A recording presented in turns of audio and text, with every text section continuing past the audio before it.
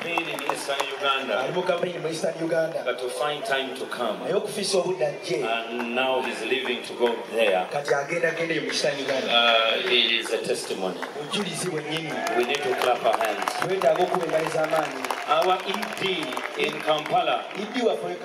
All of you are seeing new roads. All of you are seeing great things that are happening. Hajat, we are so proud of you. The work you are doing here in Kampala.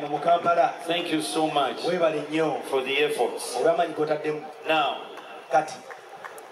this service has been ordained by God. And God is going to do great things. So before we do anything else, let's lift up our hands and just thank God. The prophetess of God I'm about to introduce to you. And she is a woman of God, an advisor to President Donald Trump, and she has come and she has labored since Wednesday. These two services we have learned, they have been incredible.